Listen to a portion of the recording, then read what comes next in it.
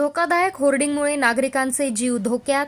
नगरमध्ये अनधिकृत होर्डिंगवर कारवाई करण्याची मागणी. नगर शहरात मोठ्या प्रमाणात विनापरवाना आणि धोकादायक होर्डिंग उभ्या राहिल्या असून त्याकडे महानगरपालिकेचे अधिकारी दुर्लक्ष करत असल्याचा गंभीर आरोप सह्याद्री छावा संघटनेच्या वतीनं करण्यात आलाय.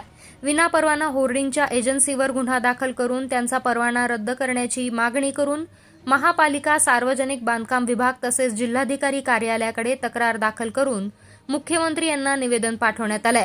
सदर प्रकरणात त्वरित कारवाई न झाल्यास 30 मे रोजी जिल्हाधिकारी कार्यालयासमोर संघटनेच्या वतीने उपोषण करण्यात येईल असा इशारा प्रदेश कार्याध्यक्ष रावसाहेब काळे पाटील यांनी दिलाय. नगर शहरातील अहिल्यानगर महापालिका हद्दीत अनेक ठिकाणी सुरक्षा नियम धाब्यावर बसवून विद्युत महावितरणच्या विनापरवाना अनधिकृत होर्डिंग उभारले गेले आहेत.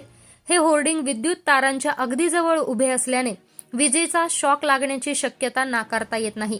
यापूर्वी अशाच प्रकारच्या एका होर्डिंगमुळे विजेचा धक्का लागून एका युवकाचा दुर्दैवी मृत्यू झाला होता. त्यामुळे असे प्रकार पुन्हा घडल्यास महापालिका आणि जाहिरात एजन्सीवर सदोष मनुष्यवधाचा गुन्हा दाखल करावा अशी मागणी निवेदनातून करण्यात आली आहे.